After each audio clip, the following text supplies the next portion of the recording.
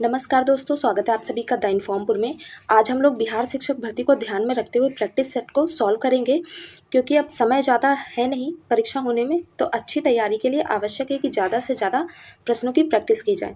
तो इस practice set में केवल सामान्य ज्ञान के ही प्रश्नों को सॉल्व करेंगे, और जो मैथ्स और रीजनिंग के प्रश्न हैं उनको आप वीडियो पॉज करके सॉल्व कर सकते हैं, क्योंकि अगर हम इसमें मैथ्स के भी प्रश्न सॉल्व करेंगे और रीजनिंग भी करेंगे तो वीडियो बहुत ज़्यादा लंबा हो जाएगा, टाइम लगेगा, क्योंकि इसलिए हम जीएस के ही प्रश्नों को सॉल्व करेंगे इस वीडियो में। और यहाँ पर आपका जो 51 नंबर का प्रश्न है, यहाँ से आपका जीएस शुरू होता है। इससे पहले के जो प्रश्न हैं वो आपके रीजनिंग और मैथ्स से संबंधित है। तो यहाँ पर जो 51 नंबर का प्रश्न है वह क्या है, निम्नलिखित में से किस पुरातात्विक स्थल पर गर्त आवासों के प्रमाण हैं? तो ए ऑप्शन है आपका पालवोई, बी ऑप्शन है राड़ा गुंडई, सी ऑप्शन है मेहरगढ़ और डी ऑप्शन है बुर्ज होम। तो इस प्रश्न का जो राइट आंसर हो जाएगा वो आपका बुर्ज होम हो जाएगा। और ये जो बुर्ज होम है यह एक पुरातात्विक महत्व वाला जम्मू कश्मीर राज्य में स्थित एक प्रमुख ऐतिहासिक हड़प्पाकालीन स्थल है। चलते हैं आगे। अगला प्रश्न है, भगवान गौतम बुद्ध के जीवन काल के दौरान 7वीं और 6ठी शताब्दी ईसा पूर्व में कितनी महान शक्तियाँ यानी महाजनपद अस्तित्व में थीं? तो महान शक्तियों के लिए महाजनपद शब्द ज़्यादा प्रयोग में आता है। आपसे महाजनपद साधारण भाषा में पूछा जाता है कि कितने महाजनपद थे उस टाइम में। तो ऑप्शन है आपका 11, बी है 13 और सी है आपका 17 और डी है आपका 16। तो गौतम बुद्ध के जीवन काल के दौरान 16 महाजनपद शक्तियाँ थी। ठीक है, टोटल महाजनपद कितने थे? तो 16 थे। चलते हैं अगले प्रश्न की ओर। अगला प्रश्न है यहाँ पर, मलिक इख्तियार उद्दीन अल्तुनिया ने रजिया सुल्तान को निम्नलिखित में से किस किले में कैद किया था?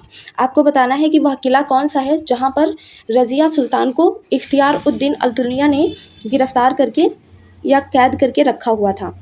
तो ये जो यहाँ पर आपको ऑप्शन दिए हुए हैं वो पहला ऑप्शन है जयपुर के जयगढ़ किले में, बी ऑप्शन है गोलकुंडा के गोलकुंडा किले में, सी ऑप्शन है जोधपुर के मेहरगढ़ किले में और डी ऑप्शन है बठिंडा की किला मुबारक में। तो इस प्रश्न का जो राइट आंसर आपका हो जाएगा वो डी ऑप्शन बिल्कुल सही हो जाएगा, यानी बठिंडा के किला मुबारक में रजिया सुल्तान को वहाँ पर रखा गया था। और यह भी प्रश्न आता है कि जो प्रथम महिला शासिका थी वह कौन थी? तो रजिया सुल्तान जो थी वो प्रथम महिला शासिका मानी जाती हैं, या मुस्लिम महिला शासिका थी। अगला प्रश्न देखते हैं।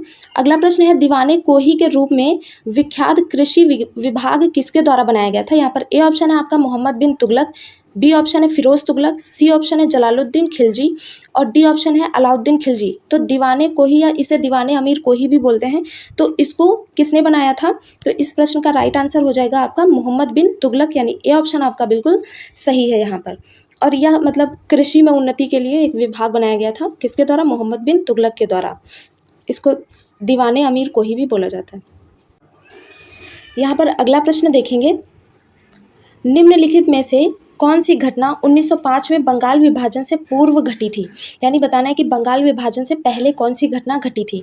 ए ऑप्शन है जलियांवाला बाग नरसंहार, बी ऑप्शन है काकोरी कांड, सी ऑप्शन है चौरी चौरा कांड, डी ऑप्शन है चापेकर बंधुओं द्वारा प्लेग कमिश्नर की हत्या। तो यहाँ पर देखना 1905 से पहले कौन सी घटना घटी थी। तो ये जो जलियांवाला बाग हत्याकांड है ये आपका 1919 में हुआ था। ठीक है, और यहाँ पर जो काकोरी कांड है आपका ये 1925 में हुआ था। ठीक है, 1925 में काकोरी कांड हुआ था, और ये जो चौरी चौरा कांड है ये आपका 1922 ईस्वी में हुआ था। तो बचा क्या? डी ऑप्शन, यानी चापेकर बंधुओं द्वारा प्लेग कमिश्नर की हत्या की गई थी 1905 से पहले, यानी कि बंगाल विभाजन से पहले चापेकर बंधुओं द्वारा प्लेग कमिश्नर की हत्या करी गई थी। यहाँ पर यही ऑप्शन आपका डी ऑप्शन बिल्कुल सही हो जाएगा। और ये जो हत्या करी गई थी ये कब करी गई थी? 1997 ईस्वी में, ये भी याद रखेंगे। अगला प्रश्न है यहाँ पर, रॉलेट एक्ट की प्रतिक्रिया के रूप में रिक्त स्थान है को राष्ट्रीय अपमान दिवस के रूप में आयोजित किया गया था, यानी कि किस दिन राष्ट्रीय अपमान दिवस के रूप में मनाया गया था, किस दिन को? तो वह आपको बताना है। ए ऑप्शन है 14 जून 1921 को, बी ऑप्शन है 6 अप्रैल 1919 में, सी ऑप्शन है 2 फरवरी 1913, डी ऑप्शन है 8 मई 1920। तो ये आपका बी ऑप्शन बिल्कुल सही हो जाएगा इस प्रश्न का। 6 अप्रैल 1919 को आपका राष्ट्रीय अपमान दिवस के रूप में मनाया गया था, रॉलेट एक्ट की प्रतिक्रिया के रूप में। अगला प्रश्न देखते हैं, जलियांवाला बाग हत्याकांड के लिए जिम्मेदार ब्रिटिश अधिकारी माइकल ओ डायर की हत्या निम्नलिखित में से किसने की थी। आपको बताना है कि किसने माइकल ओ डायर की हत्या करी थी जलियांवाला बाग हत्याकांड के लिए जिम्मेदार मानकर। तो ए ऑप्शन है रामप्रसाद बिस्मिल, रामप्रसाद बिस्मिल, बी ऑप्शन है उधम सिंह, सी ऑप्शन है चंद्रशेखर आजाद, डी ऑप्शन है भगत सिंह। तो इस प्रश्न का जो राइट आंसर हो जाएगा वो आपका बी ऑप्शन बिल्कुल सही हो जाएगा। उधम सिंह ने माइकल ओ डायर की हत्या की थी जलियांवाला बाग हत्याकांड के लिए जिम्मेदार मानकर, क्योंकि माना जाता है ऐसा कि ये जो उधम सिंह थे उस समय जब यह घटना घटी थी 1919 में, तब मतलब बालक थे, छोटे बच्चे थे और इन्होंने अपनी आंखों से यह सब होते हुए देखा था, इसलिए उन्होंने 1940 में 1919 की यह घटना थी जब इन्होंने जलियांवाला बाग हत्याकांड देखा था और 1940 में इन्होंने माइकल ओ डायर की हत्या लंदन में जाकर के करी थी। तो इन्होंने इस चीज़ का बदला लिया था माइकल ओ डायर को मार करके, उधम सिंह ने। इसका राइट आंसर क्या हो जाएगा, उधम सिंह। अगला प्रश्न है यहाँ पर, निम्नलिखित नेताओं में से काकोरी ट्रेन डकैती मामले में अभियुक्त नहीं था, यानी कि काकोरी ट्रेन मामले में कौन इनमें से शामिल नहीं था। तो ए ऑप्शन है भगत सिंह, बी ऑप्शन है राजेंद्र नाथ लाहिड़ी, सी ऑप्शन है रामप्रसाद बिस्मिल, डी ऑप्शन है रोशन सिंह।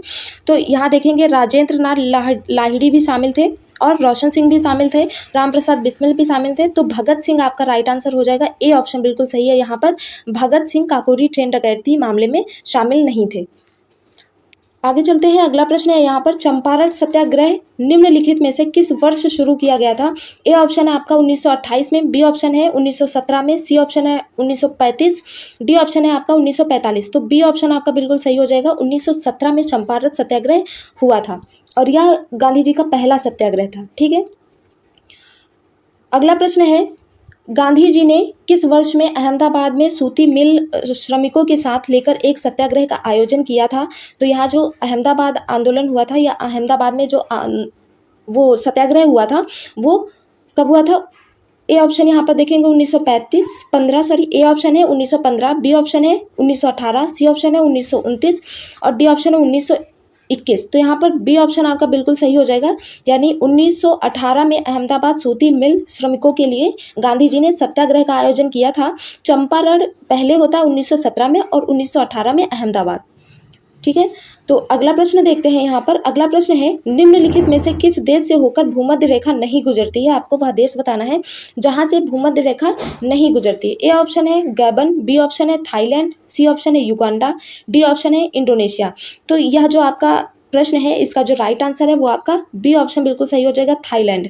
यानी थाईलैंड से होकर के भूमध्य रेखा नहीं गुजरती है और भूमध्य रेखा कुल 13 देशों से होकर के गुजरती है। कितने देशों से, 13 देशों से। ठीक है, कौन कौन सा होता है यह, इक्वाडोर, ठीक है, कोलंबिया, ब्राजील, साओ टोम और प्रिंसिप, गैबन, कांगो गणराज्य और कांगो लोकतांत्रिक गणराज्य, Uganda, Kenya, Somalia, Maldives, Indonesia और किरिबाती। इतने देशों यानी कि कुल 13 देशों से भूमध्य रेखा होकर के गुजरती है। तो इसमें से थाईलैंड ऐसा देश है जहां पर भूमध्य रेखा यहाँ से होकर नहीं गुजरती है। बाकी गैबन, युगांडा, इंडोनेशिया आपके सही है, यानी यहाँ से गुजरती है। और आपसे इसमें पूछा है कहाँ से नहीं गुजरती है, तो थाईलैंड से नहीं गुजरती है।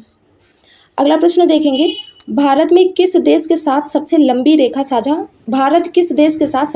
रेखा साझा करता है। तो यहाँ पर ए ऑप्शन है म्यांमार, बी ऑप्शन है बांग्लादेश, सी ऑप्शन है भूटान, डी ऑप्शन है चीन। तो यहाँ इस प्रश्न का जो राइट आंसर हो जाएगा वो बी ऑप्शन बिल्कुल सही है। बांग्लादेश के साथ में भारत सबसे लंबी सीमा रेखा साझा करता है और सबसे कम किसके साथ में साझा करता है, तो वह ऑप्शन आपका आंसर हो जाएगा अफगानिस्तान। ठीक है, अफगानिस्तान के साथ में सबसे कम और सबसे ज़्यादा बांग्लादेश के साथ में। ठीक है, तो आपका बी ऑप्शन बिल्कुल सही हो जाएगा। अगला प्रश्न है, निम्नलिखित में से श्वेत पर्वत के नाम से किसे जाना जाता है, मतलब श्वेत पर्वत के नाम से भी जाना जाता है किसे। ए ऑप्शन है आपका चोओयू, बी ऑप्शन है मकालू, सी ऑप्शन है लोहोत्से, डी ऑप्शन है धौलागिरी। तो यहाँ पर 63वें प्रश्न का जो राइट आंसर हो जाएगा वो डी ऑप्शन आपका बिल्कुल सही है, धौलागिरी। ठीक है, अब धौलागिरी को जो श्वेत पर्वत है ऐसा क्यों कहा जाता है, क्योंकि धौलागिरी जो है शब्द यह संस्कृत के धवल से निकला है। किससे, धवल से। ठीक है, और धवल का मतलब क्या होता है, धवल का मतलब होता है श्वेत। ठीक है, धवल का मतलब होता है श्वेत, इसीलिए धौलागिरी पर्वत को श्वेत पर्वत भी कहते हैं। अगला प्रश्न है यहाँ पर, भारत सरकार के पर्यावरण और वन मंत्रालय के तहत एक वैधानिक स्वायत्त निकाय राष्ट्रीय जैव विविधता प्राधिकरण की स्थापना किस वर्ष में की गई थी।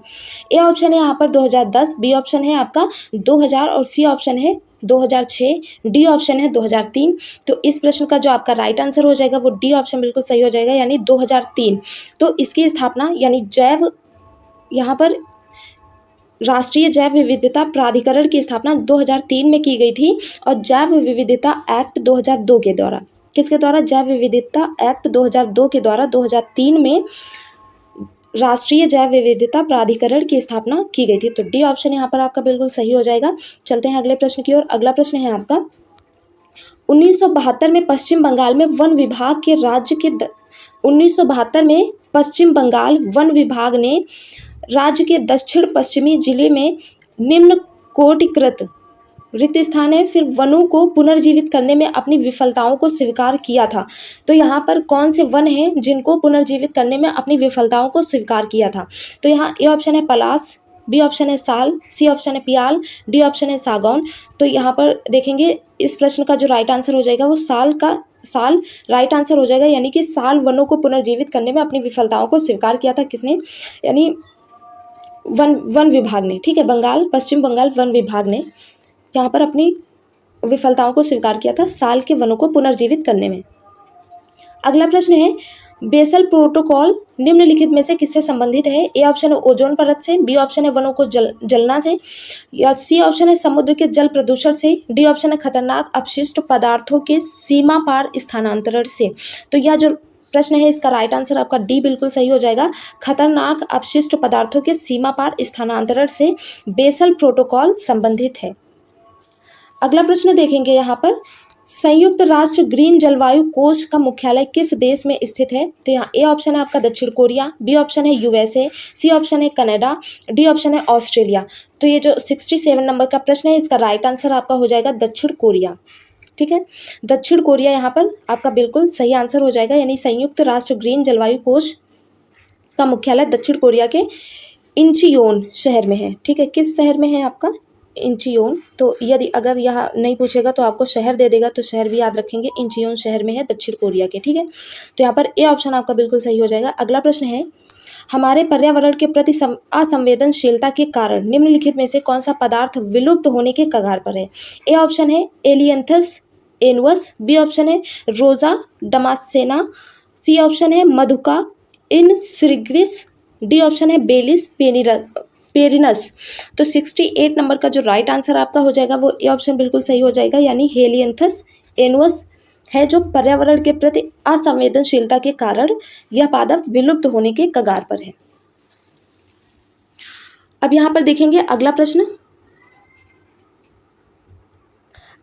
जो है आपका वो है लाओखोवा वन्यजीव अभयारण्य भारत के उत्तर पूर्वी राज्यों में किस नदी के दक्षिणी तट पर स्थित है?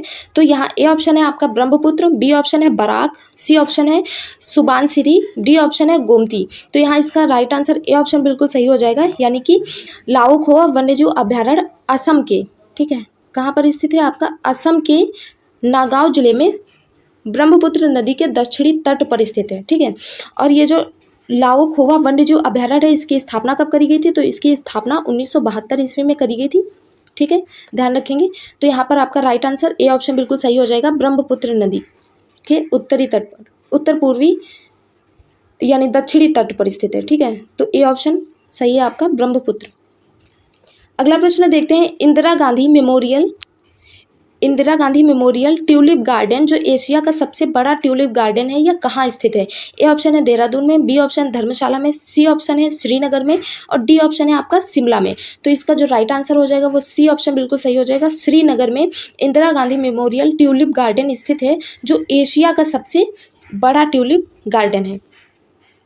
अगला प्रश्न देखते हैं। अगला प्रश्न है भारत सरकार अधिनियम 1919 को और किस नाम से जाना जाता है? तो ए ऑप्शन है रैमजे मैकडोनाल्ड अवार्ड से, बी ऑप्शन है मार्ले मिंटो रिपोर्ट से, सी ऑप्शन है नेहरू रिपोर्ट से, और डी ऑप्शन है मॉन्टेग्यू चेम्सफोर्ड रिपोर्ट से।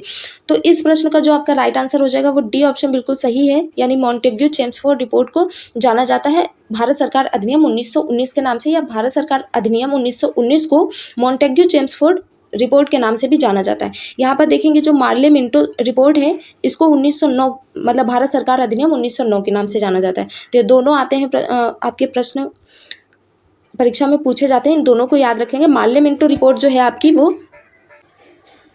मार्ले मिंटो रिपोर्ट जो है आपकी वो 1909 में, और मॉन्टेग्यू चेम्सफोर्ड सुधार रिपोर्ट जो है वो आपकी 1919 में आई थी। ठीक है, तो इन दोनों को याद रखेंगे। चलते हैं अगले प्रश्न की ओर। अगला प्रश्न है यहाँ पर, सभा के विचार विमर्श के लिए मार्गदर्शन करने के लिए उद्देश्य संकल्प आंदोलन का प्रारंभ किसके द्वारा किया गया था? यहाँ पर देखना है, ए ऑप्शन है जवाहरलाल नेहरू, बी ऑप्शन है किरण देसाई, सी ऑप्शन है के नटवर सिंह और डी ऑप्शन है के एम मुंशी। तो यहाँ जो 72 नंबर का प्रश्न है इसका सही आंसर हो जाएगा आपका ए ऑप्शन, बिल्कुल सही हो जाएगा, यानी जवाहरलाल नेहरू द्वारा किया गया था। ठीक है, तो यहाँ पर ए ऑप्शन आपका बिल्कुल सही है। अगला प्रश्न है, भारतीय संविधान का निम्न भागों में से कौन सा भाग इसके संशोधन के लिए प्रक्रियाओं का विवरण देता है? आपको भाग बताना है। तो ये जो 73 नंबर का प्रश्न है इसका राइट आंसर आपका बी ऑप्शन बिल्कुल सही हो जाएगा, यानी भाग 20। ठीक है, भाग 20 जो है आपका, उसमें भारतीय संविधान के भाग 20 में संशोधन के लिए प्रक्रियाओं का विवरण देता है, जिसके तहत आपका जो 368 अनुच्छेद है। ठीक है, इसमें आपका जो संशोधन करने की प्रक्रिया होती है वो इसके द्वारा करी जाती है, यानी भाग 20। और अगर अनुच्छेद पूछता है तो 368 आपका सही होगा यहाँ पर। चलते हैं अगले प्रश्न की ओर। अगला प्रश्न है, भारत के संविधान का निम्नलिखित में से कौन सा अनुच्छेद उपाधियों के उन्मूलन से संबंधित है? यहाँ पर बताना है कि उपाधियों के उन्मूलन से कौन सा अनुच्छेद संबंधित है। तो ए ऑप्शन है आपका अनुच्छेद 5, बी ऑप्शन है अनुच्छेद 26, सी ऑप्शन है अनुच्छेद 18, डी ऑप्शन है अनुच्छेद 43। 74 नंबर के प्रश्न का राइट आंसर आपका सी हो जाएगा, अनुच्छेद 18।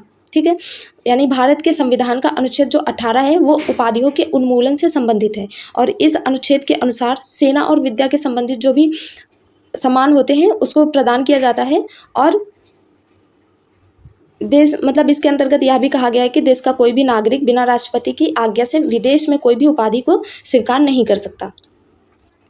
अगला प्रश्न देखते हैं। अगला प्रश्न है, भारतीय संविधान का कौन सा अनुच्छेद राज्यपाल की कार्यपालिका शक्तियों से संबंधित है? अनुच्छेद 157, बी ऑप्शन है अनुच्छेद 156, सी ऑप्शन है 154, डी ऑप्शन है अनुच्छेद 150। इसका जो राइट आंसर हो जाएगा वो आपका सी ऑप्शन बिल्कुल सही हो जाएगा, अनुच्छेद 154। ठीक है, अनुच्छेद 154 में के अनुसार राज्यपाल की सभी कार्यपालिका शक्तियां इसके अंतर्गत उल्लेखित करी गई हैं। ठीक है, और यहाँ पर जो 157 है अनुच्छेद, इसके अनुसार राज्यपाल को नियुक्त होने के लिए जो शर्तें होती हैं, जो भी अर्हताएं होती हैं वह बताई गई हैं। और 156 जो है आपका अनुच्छेद, उसके अंतर्गत राज्यपाल राष्ट्रपति के मतलब प्रसाद पर्यंत तक अपने पद को धारण करता है। अगला प्रश्न देखते हैं। अगला प्रश्न है यहाँ पर, भारत के संविधान के निम्नलिखित भागों में से कौन सा भाग नगर पालिका से संबंधित है? ए ऑप्शन देखेंगे भाग 6। यहाँ पर ए ऑप्शन है भाग 6, बी ऑप्शन है भाग 8, सी ऑप्शन है भाग 2 और डी ऑप्शन है भाग 12। तो यहाँ पर 76 नंबर के प्रश्न का जो राइट आंसर हो जाएगा वो आपका ऑप्शन सी हो जाएगा, यानी कि भाग 2। संविधान का जो भाग 2 है वह नागरिकता से संबंधित है, और इसके अंतर्गत जो अनुच्छेद आते हैं वो कौन से आते हैं? 5 से 11।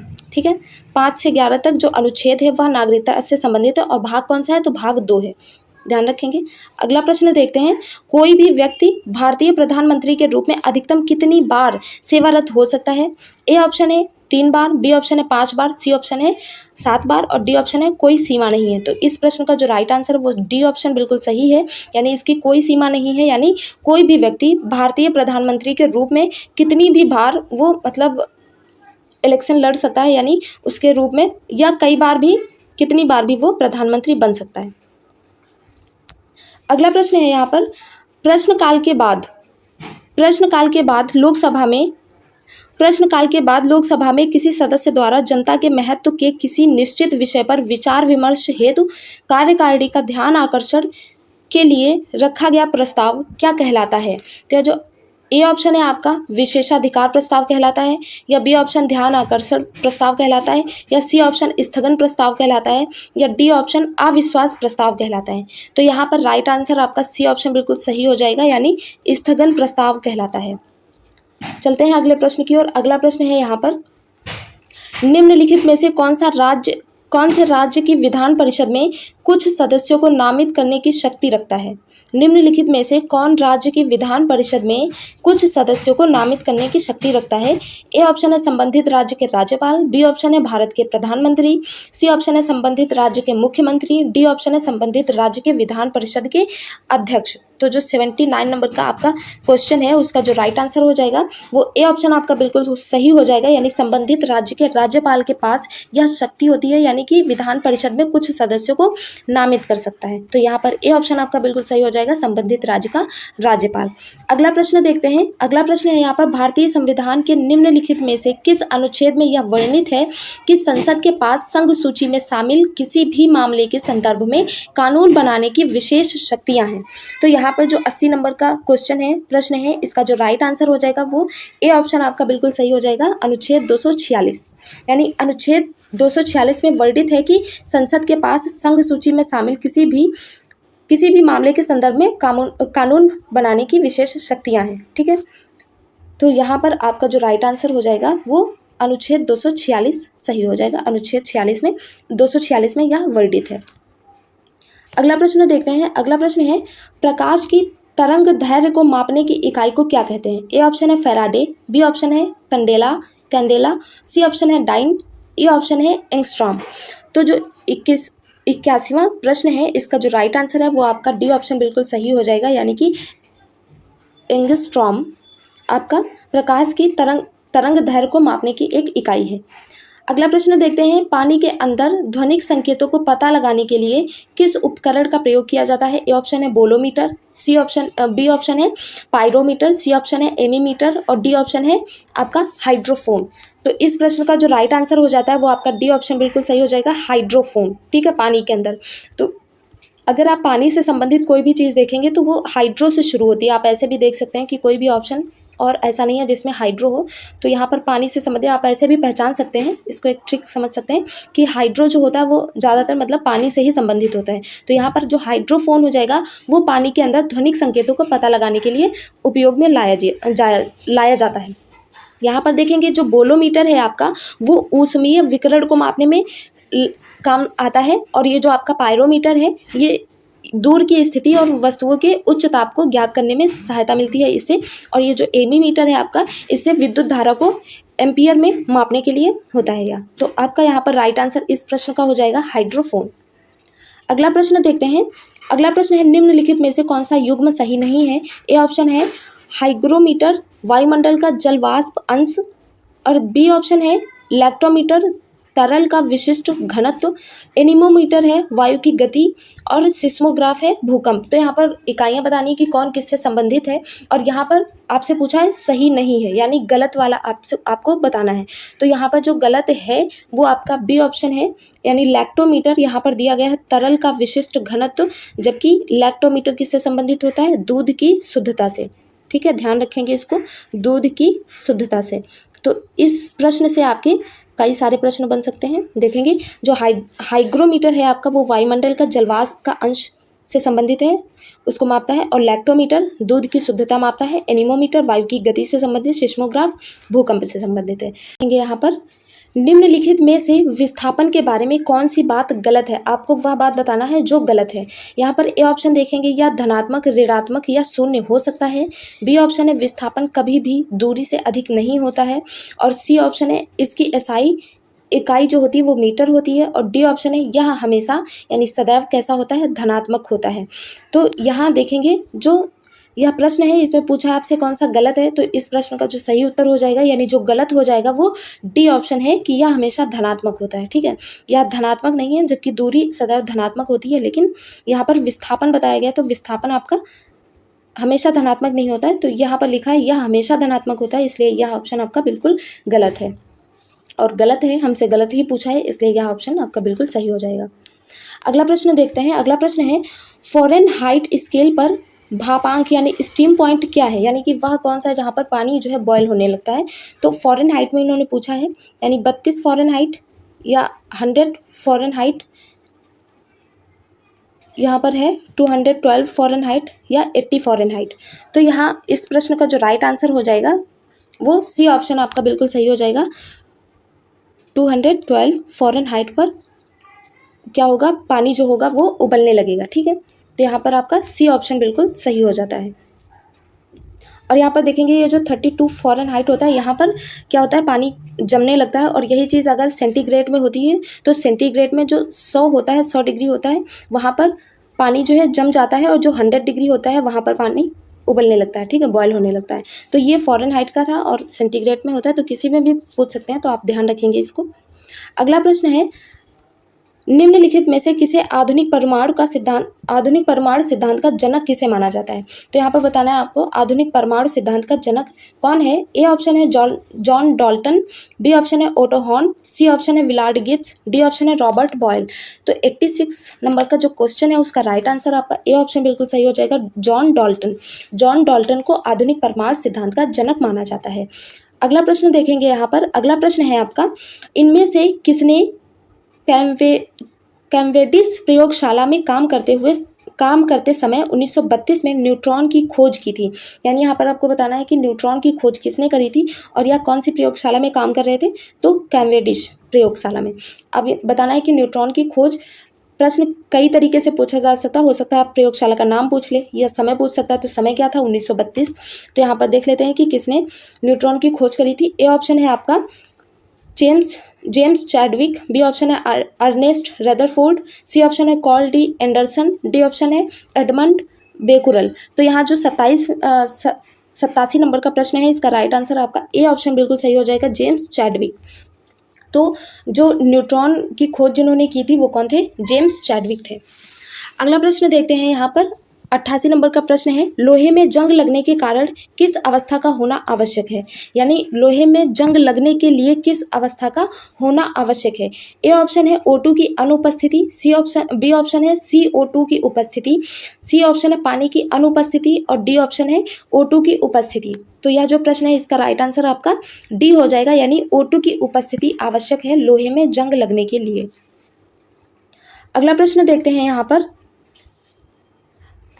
अम्लराज यानी एक्वारेजिया, रिक्त स्थान है आपको बताना है, का मिश्रण होता है, यानी किसका मिश्रण होता है। ए ऑप्शन है तनु हाइड्रोक्लोरिक अम्ल तथा सांद्र नाइट्रिक अम्ल का, यानी तनु हाइड्रोक्लोरिक अम्ल तथा सांद्र नाइट्रो अम्ल का, या तनु सल्फ्यूरिक अम्ल तथा तनु हाइड्रोक्लोरिक अम्ल। सी ऑप्शन है सांद्र सल्फ्यूरिक अम्ल तथा तनु नाइट्रिक अम्ल, डी ऑप्शन है सांद्र हाइड्रोक्लोरिक अम्ल या सांद्र नाइट्रिक अम्ल। तो यहाँ पर इस प्रश्न का जो राइट आंसर हो जाएगा वो आपका डी ऑप्शन बिल्कुल सही हो जाएगा, सांद्र हाइड्रोक्लोरिक अम्ल तथा सांद्र नाइट्रिक अम्ल बिल्कुल सही हो जाएगा। अगला प्रश्न है आपका, जल की स्थायी कठोरता दूर करने के लिए किसका प्रयोग किया जाता है। ए ऑप्शन है baking soda, B option bleaching powder, C option है चूना, डी ऑप्शन है वॉशिंग सोडा। तो यह जो प्रश्न है इसका जो राइट आंसर हो जाएगा वो आपका डी ऑप्शन बिल्कुल सही हो जाएगा, वॉशिंग सोडा। जल की स्थायी कठोरता को दूर करने के लिए वॉशिंग सोडा का प्रयोग किया जाता है। अगला प्रश्न देखेंगे। अगला प्रश्न है, यहाँ पर बताना है आपको रिक्त स्थान के स्थान पर क्या होगा, यानी रिक्त स्थान के स्थान पर क्या होगा, तो को विटिकल्चर के रूप में जाना जाता है। यानी किसको जो है, किसकी फसल को या किसे विटिकल्चर के रूप में जाना जाता है। यहाँ पर ऑप्शन देखिए, ऑप्शन है सब्जियां फूल और फल उगाने को, या मछली प्रजनन को, या रेशम कीट के पालन करने को, या अंगूर की खेती को। तो यह जो विटिकल्चर है वो जाना जाता है अंगूर की खेती के लिए। अंगूर की खेती के लिए विटिकल्चर, और सब्जियां फूल फल, यानी ये जो सब्जियां फूल फल है इसके अध्ययन को क्या कहते हैं, हार्टिकल्चर। और ये जो आपका मछली है, मछली पालन को क्या बोलते हैं, इसको पीसीकल्चर बोलते हैं, मछली प्रजनन को। और जो रेशम कीट पालन है इसको क्या बोलते हैं, सेरिकल्चर। ठीक है, तो यहाँ पर जो विटिकल्चर है इसका राइट आंसर हो जाएगा आपका अंगूर की खेती। चलते हैं अगले प्रश्न की ओर। अगला प्रश्न देखते हैं, ऊतक विज्ञान और कोशिका विज्ञान के क्षेत्र में सभी कोशिका केंद्रकों को लाल रंग देने के लिए किस जैविक रंजक का इस्तेमाल किया जाता है। यहाँ पर ए ऑप्शन है क्रिसॉल रेड का, बी ऑप्शन है फेनोल्फथीलीन का, सी ऑप्शन है सैफ्रेनिन का, और डी ऑप्शन है मिथाइल ऑरेंज का। तो यहाँ पर जो 92 नंबर का क्वेश्चन है इसका जो राइट आंसर हो जाएगा वो सी ऑप्शन आपका बिल्कुल सही हो जाएगा, यानी किसका, सैफ्रेनिन। ठीक है, सैफ्रेनिन जो जैविक रंजक होता है इसका प्रयोग किया जाता है। अगला प्रश्न देखेंगे। अगला प्रश्न है यहाँ पर, मैग्नीशियम निम्नलिखित में से किसका संगठक धातु है? ए ऑप्शन है पर्ण रहित अणु का यानी क्लोरोफिल का, और बी ऑप्शन है डीएनए का, सी ऑप्शन है माइटोकॉन्ड्रिया का, डी ऑप्शन है राइबोसोम का। तो इस प्रश्न का जो राइट आंसर हो जाएगा वो आपका क्लोरोफिल या पर्ण रहित अणु हो जाएगा। ये ऑप्शन आपका बिल्कुल सही है। अगला प्रश्न देखते हैं, डीएनए को प्रमुख रूप से कोशिका में संग्रहित किया जाता है। ए ऑप्शन है गोल्जी कॉय, बी ऑप्शन है नाभिक, सी ऑप्शन है साइटोप्लाज्म, डी ऑप्शन है प्लाज्मा झिल्ली। तो इस प्रश्न का जो राइट आंसर हो जाएगा वो आपका नाभिक हो जाएगा। नाभिक आपका इस प्रश्न का राइट आंसर हो जाएगा। चलते हैं अगले प्रश्न की ओर। अगला प्रश्न है, एक गुणसूत्र में निम्नलिखित में से क्या उपस्थित होते हैं? ए ऑप्शन है डीएनए तथा लिपिड, बी ऑप्शन है आरएनए तथा एमिनो अम्ल, डीएनए तथा प्रोटीन, डी ऑप्शन है आरएनए तथा शुगर। तो यह जो प्रश्न है इस प्रश्न का जो राइट आंसर है वो आपका सी ऑप्शन बिल्कुल सही हो जाएगा। डीएनए तथा प्रोटीन एक गुणसूत्र में उपस्थित होते हैं। अगला प्रश्न है, प्राकृतिक चयन तंत्र को वर्णित करने की पद्धति के रूप में योग्यतम की उत्तरजीविता वाक्यांश निम्नलिखित में से किसका कथन है? ए ऑप्शन है मैरी क्यूरी, बी ऑप्शन है हर्बर्ट स्पेंसर, सी ऑप्शन है चार्ल्स बेबेज, और डी ऑप्शन है लुइस पास्चर। तो 96 नंबर का जो प्रश्न है, क्वेश्चन है, इसका राइट आंसर आपका बी ऑप्शन बिल्कुल सही हो जाएगा, हर्बर्ट स्पेंसर। बी ऑप्शन आपका बिल्कुल सही है। अगला प्रश्न है आपका, स्पंज किस प्रजाति के अंतर्गत आते हैं? ए ऑप्शन है प्रोटोजोआ, बी ऑप्शन है एनेलिडा, सी ऑप्शन है पेरिफेरा, डी ऑप्शन है निडेरिया। तो यहाँ पर इस प्रश्न का जो राइट आंसर हो जाएगा वो आपका सी ऑप्शन बिल्कुल सही हो जाएगा, पेरिफेरा। ठीक है, पेरिफेरा का अर्थ मतलब छिद्र धारक होता है। तो यहाँ पर आपका स्पंज जो है पेरिफेरा के अंतर्गत आते हैं।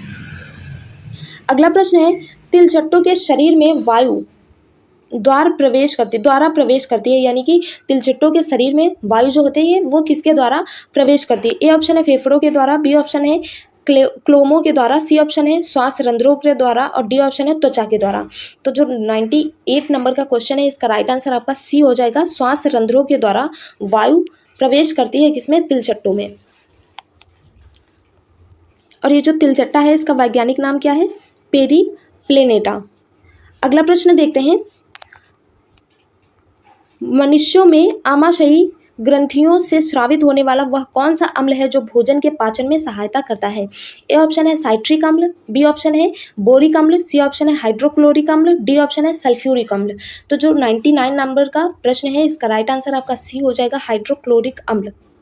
ठीक है, आपका इस प्रश्न का राइट आंसर हो जाएगा सी, हाइड्रोक्लोरिक अम्ल। अगला प्रश्न देखते हैं, रक्त प्रवाह में हवा के बुलबुले का होना जीवन के लिए क्यों खतरनाक होता है? ए ऑप्शन, हवा रक्त के साथ मिलकर जटिलता उत्पन्न कर देती है, बी ऑप्शन है रक्त का प्रवाह कई गुना बढ़ जाता है, सी ऑप्शन है रक्त के प्रवाह में बाधा उत्पन्न हो जाती है, और डी ऑप्शन है रक्त दाब कई गुना बढ़ जाता है। तो यह जो प्रश्न है इस प्रश्न का राइट आंसर हो जाएगा सी ऑप्शन, यानी रक्त के प्रवाह में बाधा उत्पन्न होती है। ठीक है, अगला प्रश्न देखते हैं, ओणम एक पारंपरिक हिंदू त्योहार है जो कहाँ मनाया जाता है?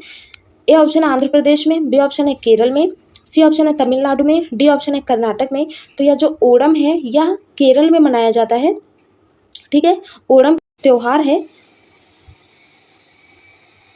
तो अगले प्रश्न की ओर चलते हैं। अगला प्रश्न है यहाँ पर, बाला सरस्वती किस शास्त्रीय नृत्य की प्रमुख प्रतिपादक थी? यहाँ पर आपको बताना है कि जो बाला सरस्वती हैं ये किस शास्त्रीय नृत्य की प्रमुख प्रतिपादक थी। तो यहाँ पर ये जो आपका प्रश्न नंबर 102 है इसका जो राइट आंसर हो जाएगा वो आपका बी ऑप्शन बिल्कुल सही हो जाएगा, यानी भरतनाट्यम। तो बाला सरस्वती जी जो थी वो भरतनाट्यम की प्रमुख प्रतिपादक थी। यह आपका राइट आंसर हो जाएगा, बी ऑप्शन। अगला प्रश्न देखते हैं 103, हरिप्रसाद चौरसिया का संबंध निम्नलिखित में से किस वाद्य यंत्र से है? ए ऑप्शन है तबला, बी ऑप्शन है सरोद, सी ऑप्शन है शहनाई, डी ऑप्शन है बांसुरी। और यह प्रश्न कई एग्जाम में पूछा जाता है, मतलब इसके अलावा भी।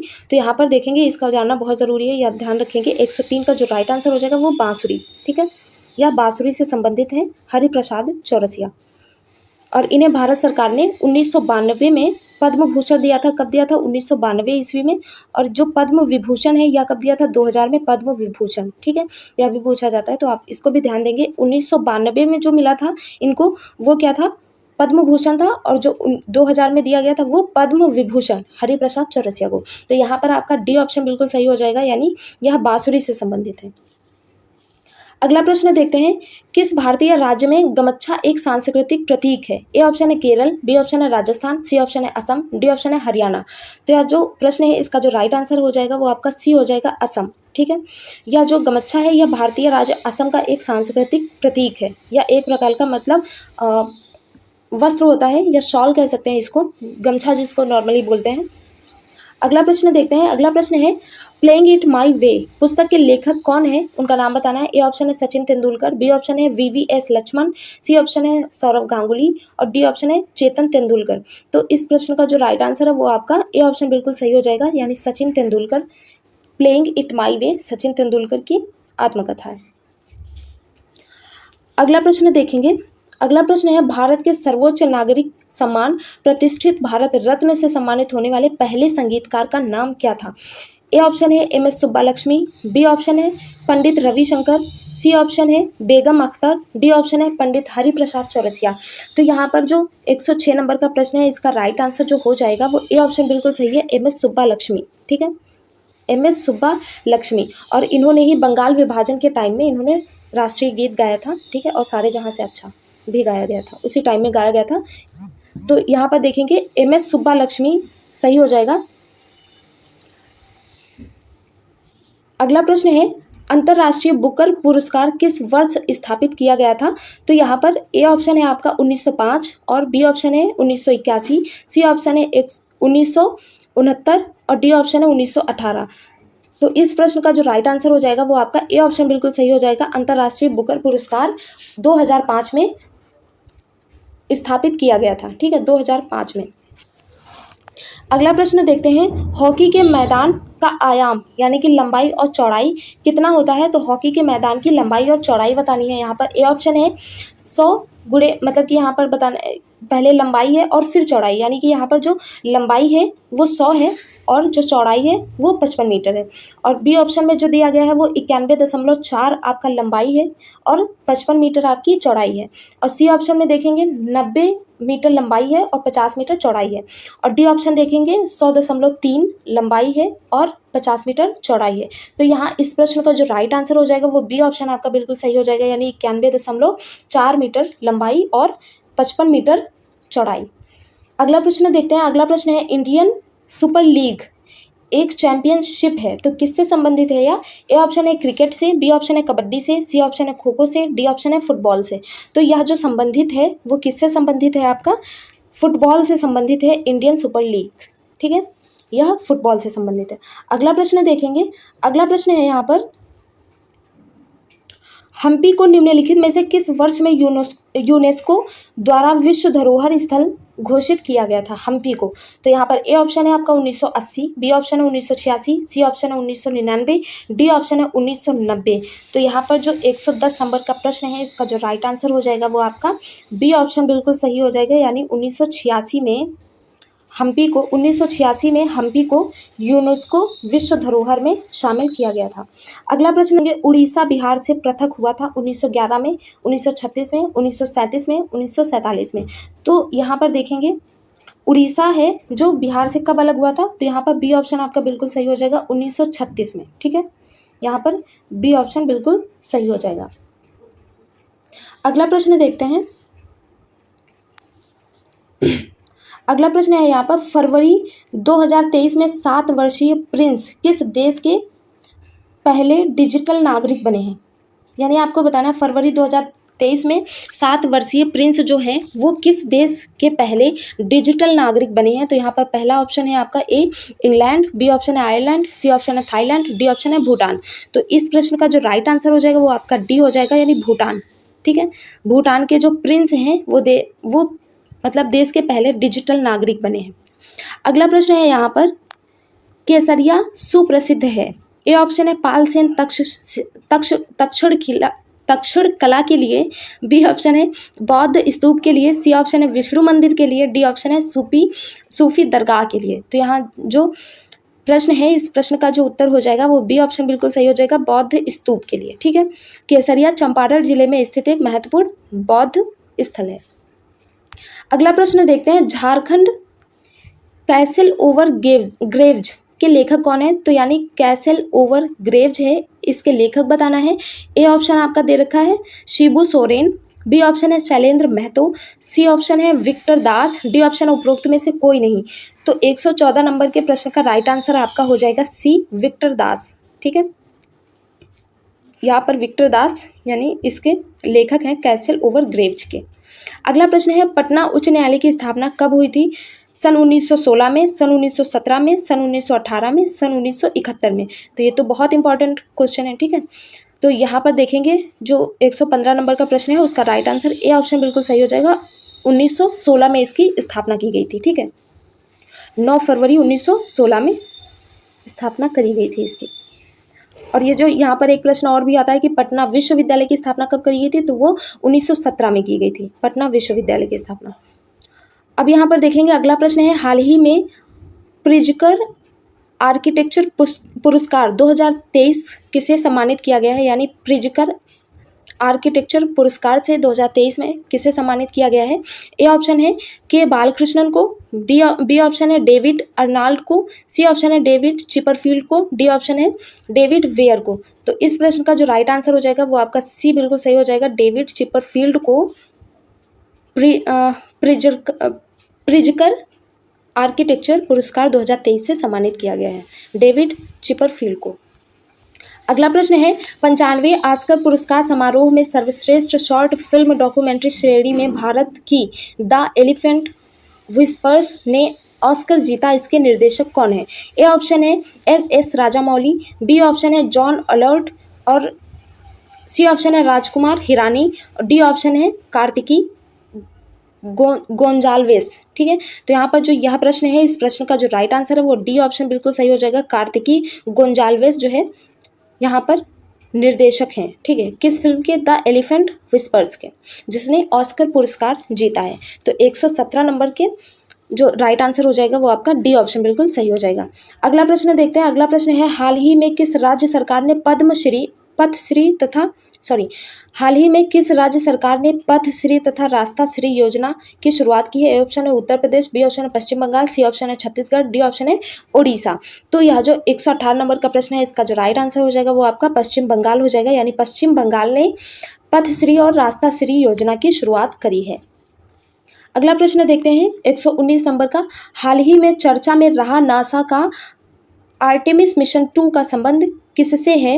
तो यहाँ पर ए ऑप्शन है शुक्र, बी ऑप्शन है मंगल, सी ऑप्शन है बृहस्पति, डी ऑप्शन है चंद्रमा। तो यहाँ पर इस प्रश्न का जो राइट आंसर हो जाएगा वो डी बिल्कुल सही हो जाएगा, डी यानी चंद्रमा। तो आर्टेमिस मिशन 2 को नासा द्वारा 2024 में चंद्रमा का अध्ययन करने के लिए भेजा जाएगा। ठीक है, यह भी पूछा जा सकता है कि कब भेजा जाएगा, तो 2024 में। ठीक है, ध्यान रखेंगे 2024 में भेजा जाएगा। अगला प्रश्न देखेंगे यहाँ पर 120 नंबर का, अप्रैल 2023 में WHO ने किन देशों को मलेरिया मुक्त घोषित किया है? आपको बताना है कि अप्रैल 2023 में WHO ने किन देशों को मलेरिया मुक्त घोषित किया है। तो यहाँ पर ए ऑप्शन है भारत और श्रीलंका को, बी ऑप्शन है अजरबैजान और तजाकिस्तान को, सी ऑप्शन है संयुक्त अमीरात और कतर को, डी ऑप्शन है पाकिस्तान और अफगानिस्तान को। तो यहाँ पर जो यह प्रश्न है इस प्रश्न का राइट आंसर हो जाएगा बी ऑप्शन, यानी अजरबैजान और तजाकिस्तान को अप्रैल 2023 में WHO ने मलेरिया मुक्त घोषित किया है। अगर भारत के ही भारत के उसमें प्रश्न आ जाता है कि भारत के बारे में अगर ऐसा पूछा जाता है कि कब तक मलेरिया मुक्त घोषित किया जाएगा, तो यहाँ पर भारत ने 2027 में, ध्यान रखेंगे 2027 तक मलेरिया नियंत्रण तथा मलेरिया को जड़ से खत्म करने का लक्ष्य रखा गया है 2027 तक, यह ध्यान रखेंगे। तो इस प्रश्न का जो राइट आंसर आपका हो गया है वो क्या हो जाएगा? बी ऑप्शन बिल्कुल सही है, यानी अजरबैजान और तजाकिस्तान ऐसे देश हैं जो मलेरिया मुक्त घोषित किए जा चुके हैं WHO के द्वारा। तो यह आज का अंतिम प्रश्न था। उम्मीद करते हैं यह सेशन आपको पसंद आया होगा। यदि पसंद आता है तो प्लीज़ वीडियो को लाइक करें, शेयर करें, सब्सक्राइब करें हमारे चैनल को, और इसी तरह के प्रैक्टिस सेशन लेकर के आते रहेंगे। अब टाइम कम है इसलिए प्रैक्टिस करना ही ज़्यादा सही रहेगा आप सभी लोगों के लिए। तो जितने ज़्यादा हम लोग प्रश्न कर पाएंगे प्रैक्टिस से, उससे ज़्यादा जो आपका एग्ज़ाम होगा उसमें ज़्यादा हेल्प मिल सकेगी। और ये जो मैथ्स और रीजनिंग के प्रश्न हैं आप इनको सॉल्व करिएगा, और जो भी आंसर आपको सही लगे उसको आप कमेंट बॉक्स में ज़रूर कमेंट करेंगे। तो फिर मिलते हैं नेक्स्ट वीडियो में, तब तक के लिए धन्यवाद। जय हिंद।